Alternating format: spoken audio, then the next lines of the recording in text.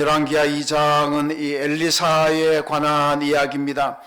엘리사의 그 초기 인생에 대해서는 성경이 침묵을 하고 있습니다. 이 사람이 누구 아들이라는 얘기 나와 있습니다만은 하나님의 예언자로 부르심을 받을 때까지 어떻게 살았는지 무엇을 했는지는 나타나 있지 않습니다. 오늘 말씀 보면 그런데 북왕국에서 예언자로 활동했고 또 이 엘리사가 북왕국 예언자로 활동할 때가 바로 오므리 왕조라 그러죠. 이 아합왕, 그 유명한 아합왕 시대의 예언자로 활동을 했습니다. 하나님께서 엘리야에게 지금 가서 엘리사를 내 후계자로 삼으라고 명령하셨는데, 그래서 엘리야가 명령을 받고 엘리사가 일하고 있는 그 밭논으로 가서 자기의 겉옷을 던짐으로 해서 후계자로 삼았습니다. 사실 이 엘리야가 상당히 헷갈립니다. 저도 엘리야 이름은 구분이 되지만은 워낙 이름이 비슷하다 보니까 이 사람들이 기적 행한 것을 보면은 이게 엘리야의 기적인지 엘리사의 기적인지 약간 헷갈리기도 합니다만 여러분들도 비슷하다 생각은 합니다. 정신 바짝 차려야 이건 엘리사의 기적이고 이거는 엘리야의 기적이고 구별이 될 것 같습니다. 엘리사가 엘리야의 부름을 받을 때에는 그가 밭에서 소 12결의를 가지고 일을 하고 있었다, 이렇게 성경이 말씀합니다. 그러니까 12결의 소라는 것은 24마리 소라는 얘기입니다. 그러니까 24마리의 소를 가지고 그 밭에서 일을 했다는 걸 보면은 이 엘리사가 상당히 그 부유한 집안의 사람이다, 그렇게 볼 수가 있습니다. 저도 어릴 때 시골에 있을 때 할아버지하고 농사를 초등학교 때 많이 지어봤는데 저희 집에 소 한 마리였습니다. 한 마리 가지고 농사 지어가지고 우리 식구들이 먹고 살았는데 24마리를 가지고 지금 일하고 있다는 얘기는 상당히 그 부농의 아들이었다, 그렇게 하여튼 볼 수가 있습니다. 그런데 이 엘리야의 그 부름을 받고 난 다음에 중요한 것은 엘리사가 즉각적으로 따라 났습니다.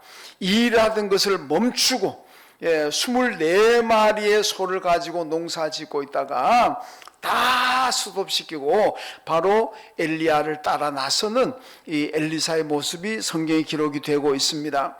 그리고 이게 참 중요합니다. 예수님의 제자들도 보면은 예수님께서 나를 따르라고 말씀하실 때 즉각적으로 따릅니다. 세관에 앉아서 요즘 말로 하면 신의 직장이라고 할 수 있는 이 세무 공무원으로 있던 마태도 예수님이 나를 따르라 그랬을 때에 조금도 주저함이나 머뭇거림이 없습니다. 그 돈 되는 황금의 직장을 그냥 바로 버리고 예수님을 따라 나섰습니다. 갈릴리 호숫가에서 고기 잡던 어부들도 예수님께서 나를 따르라고 말씀하셨을 때 즉각적으로 순종합니다. 바로 배도 그물도 자기들의 생계의 터전입니다. 거기에 자기들 가족이 먹고 사는 문제가 달려있는 그런 중차대한 직업이지만 다 버려두고 바로 즉각적으로 결단하고 예수님을 따랐던 것을 볼 수가 있습니다. 이게 왜 중요하냐? 우리가 하나님을 따르고 예수를 따르고 어떤 순종할 때는요, 즉각적으로 결단을 해야지 안 그러면은 안 됩니다. 내가 좀 기도해보고 아니면 고민해보고 하겠습니다. 생각 좀 더 해보고 신중하게 결정하겠습니다. 말은 좋지요. 좀 더 신중하게, 좀 더 고민해보고, 좀 더 기도해보고, 그리고 제가 결정하겠습니다. 언뜻 들어보면 참 좋은 말 같습니다만은 그렇게 되면 거의 따를 수가 없습니다. 왜냐? 그렇게 내가 고민하고 내가 생각할 때에 사탄이 내게 들어옵니다. 사탄이 내게 들어와가지고 자꾸 못할 이유를 생각나게 만드는 거예요. 너 지금 얼마나 바쁜데, 너 지금 배운 게 뭐가 있다고, 네가 가진 게 뭐가 있다고, 너 지금 정신 차려라, 아이들도 크고 있고 할 일이 얼마나 많은데, 사업도 바쁘고 직장도 바쁘고 먹고 살려고 그러면 얼마나 바쁜데 그걸 다 하려고 그러냐, 너 자신을 똑바로 알아라. 이 사탄이 들어와가지고 계속 이렇게 나를 자꾸 찌르면은 그 다음에 내린 결론은 그래, 맞아, 안 돼, 난 할 수 없어. 지금 이 상황에서 나 같은 게 뭘 할 줄 안다고. 사람들 아마 욕할 거야. 뭐 그러면서 그래 나는 안 돼. 그 주저앉아 버린다는 거죠. 그러니까 이런 과정이 없으려면은 내가 깨달았을 때, 하나님 말씀을 받았을 때는 바로 즉각적으로 순종해야만 올바른 믿음을 가질 수가 있다는 것을 오늘 엘리사도 우리에게 보여주고 있습니다. 누가복음 9장에 보면은 예수님께서 나를 따르라 그러니까 어떤 사람이 예 제가 주님을 따르겠습니다마는 우리 아버지의 장례를 치르고 난 다음에 따르겠습니다. 그 아버지가 지금 죽었다는 얘기가 없습니다. 그러니까 우리 아버지가 아마 이 사람은 우리 아버지가 연세가 많으시니까 아마 곧 돌아가실지도 모릅니다. 그러면 돌아가시고 난 다음에 내가 장사를 다 치르고 그리고 따르겠습니다. 예수님 뭐라 합니까? 쟁기를 잡고 뒤를 돌아보는 자는 내게 합당하지 않다. 그 합당하지 않다는 너는 나를 따라올 수 있는 그런 조건이 안 된다. 자격이 없다는 말씀입니다. 어떤 사람이 큰 잔치를 배설하고 사람을 초청했습니다. 그런데 초청받은 사람들 하나같이 이유되잖아요. 나는 지금 결혼해서 아내와 행복한 시간을 보내야 됩니다. 나는 소를 샀기 때문에 이 소가 이 일을 잘하는지 못하는지 테스트 해봐야 됩니다. 나는 밭을 샀기 때문에 가서 밭에 가서 일해야 됩니다. 전부 다 할 일이 있다면서 초청에 응하지 않습니다. 그러니까 주인이 어떻게 합니까? 다 집어치워라. 그리고는 이 사람들은 다 초청 취소시켜버리고 다른 사람들을 데려다가 그 잔치 자리를 채우는 것. 여러분 이게 바로 누가복음 14장에 나오는 말씀입니다. 이건 무슨 얘기냐? 즉시 결단하라는 겁니다. 오늘 엘리사가 엘리야의 부름을 받았을 적에 즉시 결단하고 소고 뭐고 안에 농장이고 뭐고 다 버리고 따라 나섰던 것처럼 여러분 즉시 결단해야만 우리가 올바른 신앙생활을 할 수가 있다는 것을 보여주고 있습니다. 오늘 본문을 보면 이 엘리야가 승천하고 이런 성경에 보면은 죽지 않고 승천했던 사람이 두 사람이 있죠. 에녹이라는 사람이 있고 오늘 본문에 나온 엘리야입니다. 이 두 사람은 죽지 않고 하늘나라 올라갔던 그런 사람입니다. 여러분 우리도 여러분이나 저도 죽지 않고 하늘나라로 올라갈 가능성은 있습니다. 뭐 그걸 제가 보장해 주지는 못합니다. 가능성은 있어요. 어떨 때 가능하냐? 여러분이나 제가 살아있을 적에 예수님이 재림하신다면 그때는 우리가 죽지 않고 승천하는 겁니다. 그 휴거라 그러잖아요. 내가 살아있을 때 예수님이 재림하지 않으면 우리는 다 죽습니다. 분명히 여러분 제가 제 말 잘 들으셔야 됩니다. 오해하지 마. 아, 우리 목사님이 우린 죽지 않고 하늘로 올라간다 그러더라. 뭐 그것만 얘기하시면 저는 완전 이단자가 됩니다. 이 사이비 교주 됩니다.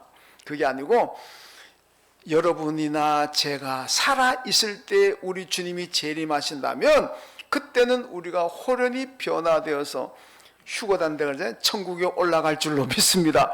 이건 성경 얘기입니다. 이거는 뭐 진짜입니다. 그래서 여러분 죽지 않고 하늘나라로 올라가고 싶으신 분들은 기도를 그렇게 하면 됩니다. 주님 내가 살아있을 때 재림해 주십시오. 근데 그런 기도 잘 안 하실 것 같아요. 그죠? 그래도 내가 좀 오래 살아야지. 자, 이 엘리야가 죽지 않고 승천을 했는데 그 다음에 엘리야의 뒤를 이어서 오늘 본문에 나온 엘리사가 이제 예언자로 활동하게 됩니다. 여러분 엘리사가 어떤 기적을 행했느냐? 많은 기적을 행했습니다. 이게 기적이 막 저도 이제 이게 아까 얘기한 대로 엘리야의 기적인지 엘리사의 기적인지 저도 조금 혼선이 뭐 헷갈리기도 합니다만은 이 엘리사가 일으킨 기적을 보면은 남아람의 나만 장군의 문둥병을 고쳐주었고 수넴 여인의 죽은 아들을 다시 살려주었습니다. 아람 군대가 엘리사가 있는 도단성을 포위하고 올라오니까 그 아람 군대 모든 군사들의 눈을 다 멀게 앞을 못 보게 만들어 버렸습니다. 그래서 자기 나라로 그냥 돌아가도록 만들었고 그 다음에 여리고의 샘물이 독이 있어서 마시지 못할 때 소금을 뿌려가지고 그 물을 정화시켜서 마시게 만들었습니다. 지금도 여리고 가면은 엘리사의 샘이라는 곳 있습니다. 거기 물 지금 맑은 물 흐르는데 마셔도 됩니다. 원래는 이 물이 마시면 안 되는 독이 있는 물이었습니다. 근데 엘리사가 다 정화시켰다는 거죠. 그 엘리사가 행한 기적은 성경에 많이 있습니다. 어떻게 엘리사가 이런 큰 기적을 일으키는 능력의 선지자가 되었을까? 우리는 오늘 말씀을 통해서 그 비결을 우리가 배우고, 그래서 우리도 엘리사를 본받고 엘리사를 닮아간다면 오늘 여러분이나 저에게도 하나님이 그런 크신 축복도 임하고 능력도 임할 줄로 믿습니다. 자, 첫째로 엘리사는 끈질기게 엘리야를 따랐습니다. 여러분, 사람은 끈질김이 있어야 되고 믿음 생활에도 끈질김이 있어야 됩니다. 끈질기게 전도하는 사람이 결국 생명을 구원하게 되고, 끈질기게 기도하는 사람이 결국 그 기도에 응답을 받게 될 줄로 믿습니다. 끈질기게 예수 따라가는 사람들이 결국 믿음의 성공자가 되는 겁니다. 오늘 엘리사를 보게 되면, 여러분, 엘리야가 길갈에 가니까 엘리사가 따라갑니다. 오지 마라, 나 혼자 갈 테니까 오지 마라. 아닙니다, 저는 따라갑니다. 그 다음에 엘리야가 베델로 가니까 거기 또 따라갑니다. 엘리야가 오지 마라, 나 혼자 갈게. 아닙니다, 저는 가야 됩니다, 선생님과 함께 가겠습니다. 베델로 갑니다. 그 다음에 엘리야가 또 여리고로 가니까 또 여리고로 따라가는 거예요. 엘리야가 오지 마라, 나 혼자 갈게. 아닙니다, 저는 따라가겠습니다. 그것도 따라가는 거예요. 그 다음에 엘리야가 요단으로 가니까 또 따라가는 거예요. 그래 엘리야가 오지 마라, 제발 오지 마라. 아닙니다, 저는 따라가겠습니다. 그리고 요단까지 따라갑니다. 오늘 요단에서 엘리야가 승천하잖아요. 이 현장까지 엘리사가 끈질기게 따라옵니다. 여러분, 성경은요, 끈질긴 사람들이 결국 하나님께 복을 받습니다. 룻기서를 보게 되면 룻을 잘 아시잖아요. 모압 여인입니다. 이 여인이 자기 시어머니 나오미를 끈질기게 따라가잖아요. 결혼했는데 자기 남편이 일찍 죽었습니다. 그러니까 나오미가 딱 보니까 자기 며느리는 아직도 아이도 없고 나이도 젊고, 그러니까 다른 남자하고 재혼해서 행복하게 살라고. 그 모압 여인, 이스라엘 사람 아니고 모압 사람입니다. 그러니까 너희 친정으로 가서 좋은 남자 만나가지고 재혼해서 행복하게 살아라. 그런데 루시아는 아닙니다, 저는 어머니 따라가겠습니다. 얘야 오지 마라, 나 따라와가지고 내가 가난하고 나는 돈도 없는 집안, 가난한 집안에 너가 나 따라와가지고 무슨 희망을 가지고 살려고 그러느냐. 고생문이 훤하게 열리는데 그러지 말고 친정 돌아가서 재혼해서 세상 말로 팔자 고치라는, 우리 팔자는 이건 교회에서 얘기하는 얘기 아닌데 세상 말로 이제 그렇다는 겁니다. 그런데도 아닙니다, 저는 어머니를 따라갑니다. 그리고 자기 친정 모압을 떠나서 이스라엘의 베들레헴으로 오잖아요. 거기에 와서 보아스라는 베들레헴의 부자를 만나가지고 재혼하게 되고, 결국 룻이 어떤 여인이 됩니까? 다윗 왕의 증조모가 됩니다. 그리고 예수님의 족보에 그 이름이 올라 있습니다. 여러분, 끈질기게 따라가니까 그런 축복과 영광이 있더라는 겁니다. 여러분, 사람들은 위인의 인생을 따르려고 합니다. 그래서 위인 전집을 읽습니다. 엄마들, 부모님들은 자녀들에게 위인 전집을 읽게 하려고 그 비싼 책을 엄청나게 사가지고 열심히 땀 흘려 일해가지고 번 돈을 가지고 아이들에게 위인 전집을 읽게 하려고 그 비싼 책들을, 책값도 참 비싸대요. 요만한 책인데도 비싸요. 내용도 별로, 글자는 몇 자 되지도 않았는데 책 가지고 얼마나 비싼지. 그래도 부모들이, 엄마들이 아낌없이 투자하잖아요. 왜? 내 아이에게 위인 전집을 읽혀가지고 이 위인의 삶을 따라가도록 만들어야 되겠다, 이거 아닙니까? 그래서 위인 전집을 많이 읽힙니다. 시편 1편에도 보니까 복 있는 사람은 악인의 꾀를 따르지 아니한다 그럽니다. 악인을 따라가는 것이 아니라 의인을 따라가고 위인의 삶을 따라간다면 그건 축복입니다. 그러니까 위인 전집을 읽히잖아요. 구약 성경 보면요, 왕들을 평가할 때 이 사람은 다윗을 따라갔다 하는 사람들이 있고, 이 사람은 느바세 아들 여로보암을 따라갔다 하는 사람이 있습니다. 다윗을 따라갔다는 사람은 그는 훌륭한 사람인 거고, 여로보암을 따라갔다고 하는 사람은 악인인 나쁜 사람이라는, 실패한 사람이라는 얘기입니다.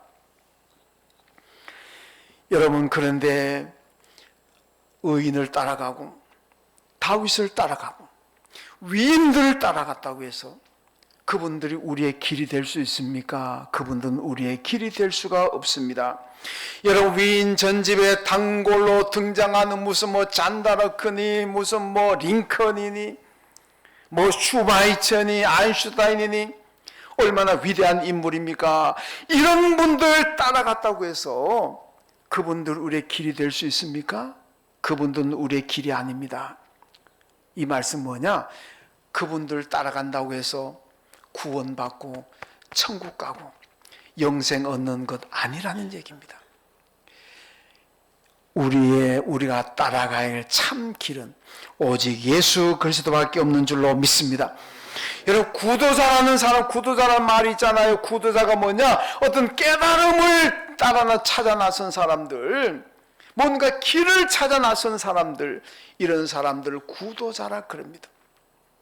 석가모니도 구도자입니다. 공자도 구도자입니다. 그분들은 길이 아닙니다.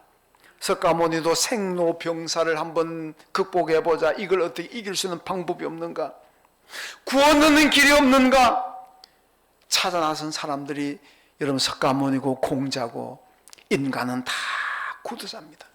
나름대로 뭔가 길을 찾는 사람들이지 인간은 길이 될 수가 없습니다.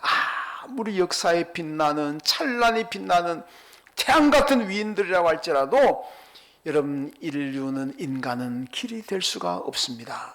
그런데 인류 역사에 유일하게 길 되시는 분이 있습니다. 예수님인 줄로 믿습니다. 요한복음 14장 6절에 예수님 뭐라 그럽니까? 내가 곧 길이요 진리요 생명이다 그랬습니다. 모든 사람들이 길을 찾아 나섰지만, 구도자였지만은 예수님은 구도자가 아니고 그분 당신 자체가 온 인류가 찾았던 길입니다. 그래서 여러분, 예수 그리스도를 따라가야만 거기에 구원이 있고 영생이 있는 줄로 믿습니다. 여러분, 예수가 우리의 길 되신 분입니다. 아인슈타인 따라가고 슈바이처 따라가고 무슨 뭐 링컨 따라갔다고 해서 여러분 우리가 구원 얻는 거 아닙니다. 천국 가는 거 아닙니다. 이 세상에 교주도 많습니다만은 그 교주들 따라갔다가 구원 얻는 거 아닙니다. 오직 길 대신 예수님을 따라가야만 거기에 구원이 있고 영생이 있는 줄로 믿습니다. 그렇다면 우리가 예수를 어떻게 따라가야 되겠습니까? 끈질기게 따라가야 됩니다. 오늘 엘리사가 엘리야를 끈질기게 따라갔는 것처럼 우리도 예수님을 끈질기게 따라가야 됩니다. 끈질긴 믿음을 가져야 됩니다. 포기하지 않는 믿음을 가져야 됩니다. 그럴 때에 우리는 예수로 말미암아 믿음이 성장하고 또 하나님께 능력을 입고 큰 복을 받게 될 줄로 믿습니다. 여러분, 두 번째 엘리사를 보면 큰 믿음을 가진 사람입니다. 엘리야가 자꾸 엘리사가 따라오니까 오늘 승천하기 직전에 엘리사에게 묻습니다. 야, 네 소원이 뭐냐? 네가 나를 이렇게 끈질기게 따라오는 거 보니까 뭔가 네가 원하는 게 있는 것 같다. 소원이 뭐냐? 내가 뭘 해주길 원하느냐? 그러니까 엘리사가 소원이 있습니다. 선생님이 받은 능력보다 나는 갑절이나 되는 능력을 받기를 원합니다. 이랬어요. 그러니까 엘리야가 뭐라고 오늘 본문에 보면요, 야, 그 어려운데, 그 쉬운 거 아닌데 너 정말 어려운 거를 요구하는구나. 그러니까 엘리야가 자기가 대단한 능력의 예언자인데 엘리사는 자기보다 배나 더 되는 능력을 받고 싶다 그러니까, 야, 그거 어렵다, 야, 그거 쉬운 거 아니다, 이렇게 얘기하잖아요. 여러분, 우리 문화에서 보면은요, 이 엘리사가 정말 당돌하잖아요. 어떻게 보면 좀 건방지다가 예의가 아니라, 우리는 그러잖아요. 선생님 욕할 때 뭐라 하니까, 아이고 선생님, 제가 어떻게 선생님 같이 되겠습니까? 선생님의 절반만이라도 되면은 뭐 감개무량하겠습니다. 여한이 없겠습니다. 우린 이러잖아요. 우리 문화에서는 그런 거예요. 그런데 엘리사는 선생님보다 배나 더 되는 능력을 받기를 원합니다. 이렇게 얘기하잖아요. 그러니까 엘리야가 어렵지만은 어려워 보이는데, 그러나 내가 여기서 죽지 않고 하늘나라로 승천하는 걸 네가 본다면은 네 소원이 이루어질 거다. 그렇게 말씀하잖아요. 결국 엘리야가 승천했고 엘리사가 보았고 그 약속대로 엘리사가 큰 능력의 전자가 되었습니다.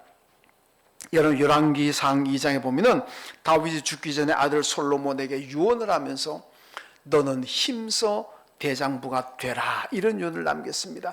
대장부가 되라는 유언을 남겼습니다. 큰 믿음을 가지라는 얘기입니다. 여러분 대장부라는 건 히브리 여러분 게바르라는 얘기인데, 이 게바르라는 얘기는 사나이, 남자, 장정, 이런 의미를 가지고 있는 게 이게 게바르, 이게 대장부라는 뜻입니다. 여러분 대장부라는 큰 믿음이 도대체 무엇일까? 오늘 몇 가지 보면요, 대장부다운 큰 믿음은 먼저 믿음이 강해야 됩니다. 쉽게 말하면 어떤 환난이 오고 어떤 유혹이 오고 어떤 고난이 닥치더라도 내 믿음 변치 않고 믿음 생활하는 사람, 언제나 여전히 그 믿음의 자리에 있는 사람이 강한 믿음을 가진 사람, 대장부다운 믿음입니다. 여러분 나무들 보면요, 뿌리가 깊은 나무들은 비바람이 치고 폭풍이 불고, 지난번 우리 며칠 전에 태풍이 왔습니다마는 그 무서운 태풍이 불더라도 여전히 그 자리에 있는 나무, 이런 성도가 돼야 된다는 얘기입니다. 그 나무처럼 어떤 내 삶의 풍파가 휘몰아치고 환난이 오고 유혹이 와도 여전히 내가 그 믿음의 자리에 있을 때에 이런 사람들이 대장부다운 강한 믿음을 가진 사람들입니다. 여러분 우리가 나가서 교회 다닌다 그러면 세상 사람들이 손가락질하는 경우도 있습니다. 예수쟁이들 손가락질 하는 사람도 있고, 교회를 보면서 비난하고 손가락질하는 사람도 있습니다. 세속적인 문화가 여러분 우리 교회를 힘들게 할 수도 있고 나를 유혹하기도 합니다. 때때로 예수 믿다가 내가 아픈 말을 듣기도 하고 상처를 받기도 합니다. 코로나가 와가지고 내 믿음 생활을 힘들게 할 수도 있습니다. 이런 어려움이 생기더라도 그것 때문에 내 믿음 생활 영향받지 않고 언제나 믿음의 자리에서 하나님을 잘 예배하고 말씀에 순종하고 살아간다면 그 사람이 바로 대장부다운 믿음의 사람인 줄로 믿습니다. 흔들리지 않고 변하지 않아야 됩니다. 여러분 욥을 보세요. 욥기 1장에서 욥을 가리켜 동방의 의인이라 그러잖아요. 의로운 사람입니다. 얼마나 믿음이 좋은지 모릅니다. 그런 욥이 어느 날 한순간에 자기 자식들이 다 죽었습니다. 한순간에 어마어마한 부자 욥의 재산이 다 날아가 버렸어요. 가난한 집도 절도 없게 되었습니다. 건강하던 욥의 몸이 병들었습니다. 질그릇 기와장 가지고 그릇 깨진 그릇 가지고 그냥 몸을 긁을 정도로 그는 큰 어려움을 당했습니다. 여러분 그러니까 그 욥의 아내가 욥에게 당신 그러고도 하나님 믿느냐? 하나님이 당신을 이 모양 이 꼴로 만드는데 그래도 하나님 믿느냐? 차라리 하나님 저주하고 죽어버려라. 나 같으면 하나님 저주하고 죽어버리겠다. 그런데 욥이 뭐라 그럽니까? 주신 자도 여호와시고 취하신 자도 여호와시니까 내가 이렇게 되든 저렇게 되든 나를 통해서 하나님이 영광 받으시면 된다. 이게 욥의 믿음 아닙니까? 여러분 그 무수한 환난과 고난이 왔음에도 불구하고 믿음이 흔들리지 않습니다.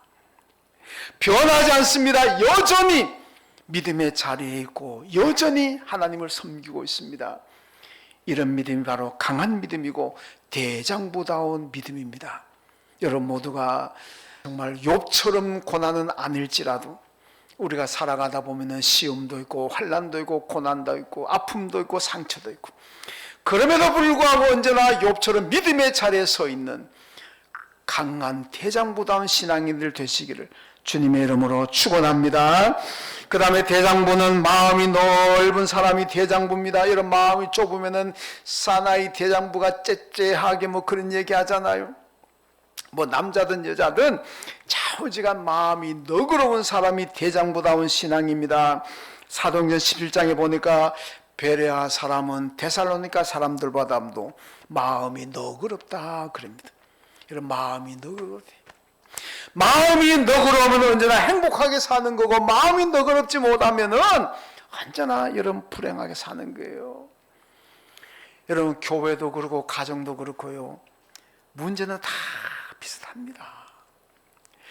평온한 교회나 맨날 다투고 갈등하는 교회나 문제는 다 비슷해요. 행복하게 사는 가정이나 맨날 찢고 볶고 싸우는 가정이나 문제는 다 비슷합니다. 어느 교회는 문제가 하나도 없기 때문에 평온하고, 어느 교회는 맨날 문제투성이라서 싸우고, 어느 가정은 문제가 없어서 맨날 행복하고, 어느 가정은 맨날 문제가 많아서 불행하고. 그거 아닙니다. 교회도 가정도 다 비슷해요. 그런데 뭔 차이냐? 너그러움의 차이입니다. 교인들의 마음이 너그러워서 이해하고 용서하고 덮어주고 남을 나보다 낮게 여기고, 그러면 그 교회는 문제가 일어나도 평온해요. 왜? 너그러운 마음으로 다 용서가 되고 화합이 되니까. 너그럽지 못하면은 교회가 맨날 다투고, 가족들의 마음이 너그러우면 언제나 그 가정은 평온하고 행복하지만, 식구들이 너그럽지 못하면 맨날 찢고 붓고 싸우는 거예요. 나는 요만큼도 손해보지 못한다. 팔을 대목장은 못 봐도 내가 이것 붙은 내가 뭐 이런 식이죠. 여러분, 그러니까 우리 마음이 너그러워야 된다는 거예요. 너그러운 마음은 서로 덮어주고 용서하고 감싸주니까 문제가 날 게 없는 거예요. 여러분, 창세기 26장 보면요, 이삭이 블레셋에 가잖아요. 근데 이삭이, 블레셋 사람들은 아무리 우물을 파도 물이 안 나오는데 이삭은 우물 앞 땅만 파면은 물이 펄펄 쏟아집니다. 그러니까 블레셋 사람들이 시기 질투와 열받아 가지고 다 빼앗아 버리잖아요. 내놔! 우리 땅에서 나온 우물이니까 우리 거야! 내놔! 그러니까 이삭이, 그렇습니까? 가지세요. 또 옮겨가가지고 우물 파니까 또 물이 콸콸콸 나옵니다. 또 블레셋 가가지고 이건 우리 땅의 우물이니까 내놔! 이삭이, 아, 그렇습니까? 가지세요. 그 주고 또 딴 데로 옮겨갑니다. 또 우물을 팠어요. 또 물이 콸콸콸. 또 빼앗는 거예요. 또 빼앗는 거예요. 그래도 이삭이, 아, 그래요? 가지세요. 그리고 딴 데 갑니다. 네 번째 가니까 그 다음에는 블레셋 사람들도 염치가 양심이 있으니까 안 빼앗는 거예요. 여러분, 만약에 이삭이 거기에 대해서 이게 내 건데 내가 판 우물인데 왜 네가 달라 그러느냐 그래가지고 붙어 싸우면은요, 이삭은 불리하잖아요. 그게 블레셋 땅인데 이삭이 죽을지도 몰라요. 그런데 그렇게 싸움 안 합니다. 가지세요. 가지세요. 나야 뭐 옮겨가면 또 하나님께서 우물 주시는데 뭐 까짓 거 뭐, 그럼 가지세요. 가지세요. 이삭이 너그럽잖아요. 그러니까 남의 나라 가서도 그가 다투지 않고 싸우지 않고 목숨에 위협받지 않고 여러분 번창하게 되는 그런 축복을 누렸습니다. 너그러우니까 평화가 있고, 너그러우니까 하나님께서 계속 축복하시다. 여러분, 예수님께서 마지막 십자가 잡히실 때 보면 가룟 유다가 군대를 가지고 와서 예수 잡으러 오잖아요. 그때 예수님 뭐라 그럽니까? 가룟 유다 보고, 이 배신자야, 네가 어떻게 이럴 수가 있느냐? 예수님 그렇게 말씀하셨습니까? 아닙니다. 친구여, 네가 하려고 한 일을 행하라 이러잖아요. 친구여, 네가 목적하고 온 일을 행하라 그러잖아요. 이런 배신자도 이런 배신자가 없는데 예수님은 배신자라고 욕하지 않습니다. 친구여, 얼마나 너그럽습니까? 너그럽습니까? 그래서 우리가 여러분 예수 닮아서 너그러운 마음을 가질 때 그게 큰 믿음이고 대장부다운 믿음이고, 그런 너그러운 사람들이 있는 교회가 언제나 평온하고 그분이 가는 곳마다 있는 곳마다 평온하고 행복하게 됩니다. 여러분, 너그러운 마음 가진 신앙인들 되시길 주님의 이름으로 축원합니다. 그리고 대장부는 비전이 있습니다. 이런 엘리사의 비전이 뭡니까? 선생님보다 갑절이나 되는 능력을 받고 싶은 그런 비전을 가지고 있습니다. 우리 모두가 비전을 가지고 있고 꿈이 있어야 됩니다. 여러분, 성도의 최고의 비전은 하나님께 영광을 드리고 하나님 기쁨을 드리는 것이 최고의 비전이 되어야 됩니다. 나만을 위한 비전을 하면 안 됩니다. 나만을 위한 꿈을 가져서는 안 됩니다. 나만 잘 먹고 잘 살자, 나만 행복하게 살자, 나만 여유롭게 살자. 나만을 위한 꿈과 비전을 가지고 있다면 그건 잘못된 것이고 그건 신앙인의 꿈이 될 수가 없습니다. 여러분, 칼 막스가 공산주의를 만들면서 인류의 유토피아를 얘기했잖아요. 공평하게 분배하겠다. 가난한 사람도 부자도 없이 모두가 평등한 세상을 만들겠다. 유토피아적인 얘기를 했잖아요. 그런데 실패했습니다. 공산주의가 인류의 지상 낙원이 아니라 인류의 지옥이 되어버렸습니다. 여러분, 공산주의 사회 보세요. 얼마나 힘듭니까? 그게 지옥이지 그게 무슨 사람 사는 곳입니까? 왜 그렇습니까? 칼 막스의 공산 그 사회 중심에 하나님이 없어요. 예수가 없습니다. 하나님이 없고 예수가 없으니까 아무리 이론적으로는 그럴듯하고 좋아 보여도 그건 실패할 수밖에 없는 거예요. 창세기 11장에 여러분, 시나이 평지에서 인류가 바벨탑을 쌓았는데 그 비전이 얼마나 대단한 비전이고 얼마나 대단한 꿈입니까? 여러분, 탑을 하늘 꼭대기까지 쌓아가지고 이런 노아 홍수 같은 홍수가 나더라도 우린 죽지 않고 살아남자. 얼마나 대단한 비전입니까? 그런데 실패하잖아요. 왜냐? 하나님이 없습니다. 하나님이 이름을 내는 것이 아니라 우리의 이름을 내자. 하나님은 흩어져라 그랬는데 흩어지지 말자. 하나님께 반대하는 목표를 가지고 바벨탑을 쌓습니다. 그러니까 그 망하는 것은 뭐 필연적일 수밖에 없습니다. 여러분, 우리의 계획과 꿈과 비전 속에는 언제나 예수 그리스도, 말씀, 하나님이 중심이 돼야 여러분 그것이 축복이고 그게 대장부다운 신앙인 줄로 믿습니다.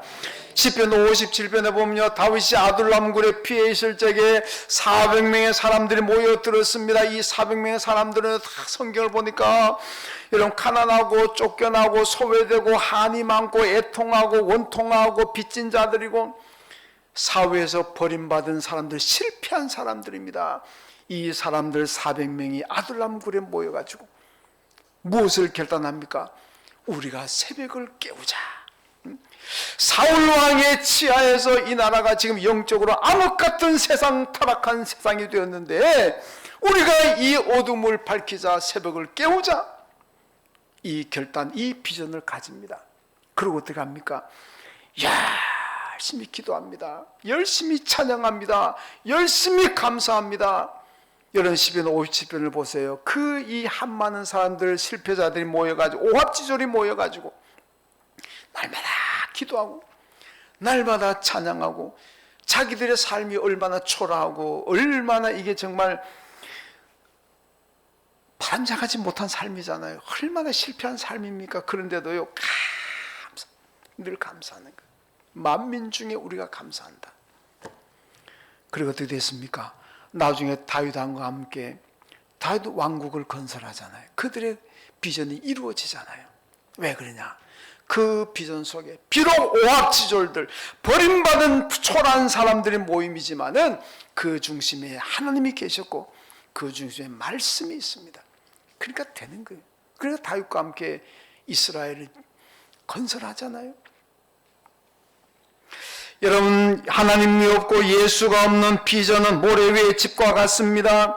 우리 여러분의 계획과 여러분의 꿈과 여러분의 비전 속에는 항상 그 중심에 하나님이 계셔야 되고 예수가 계셔야 되고 말씀이 있어야 될 줄로 믿습니다. 그런 사람이 여러분 대장부 같은 강한 좋은 믿음의 사람들입니다. 하나님께서 그런 분들을 축복하시고 그런 분들의 꿈과 비전을 이루어 주십니다. 여러분, 어려운 시대에 살아가고 있습니다만은 어떤 계획을 하고 어떤 생각을 하시든지 간에 그 생각과 계획의 중심에는 예수가 계셔야 되고 말씀이 계셔야 되고 예배가 있어야 됩니다. 그러면은 하나님께서 축복하십니다. 대장부다운 믿음이기 때문에 하나님께서 이루어 주실 줄로 믿습니다. 여러분 모두가 힘써 대장부다운 그런 믿음의 사람들 다 되시길 주님의 이름으로 축원합니다. 하나님 아버지 감사합니다. 오늘 엘리사를 통해서 끈질긴 믿음, 엘리사의 그 비전이고 큰 믿음, 이 믿음 저희들이 pom닫기를 원합니다. 우리 모두가 대장부다운 믿음을 가지고 우리의 모든 삶과 계획과 꿈과 소망 가운데 하나님이 계시고 예수가 계시고 말씀이 계심으로 하나님께 축복받는 삶을 살아가는 우리 모두 다 되게 하여 주옵소서. 예수님의 이름으로 기도하옵나이다. 아멘. 하나님 아버지 들을 수 있는 믿음 주옵소서.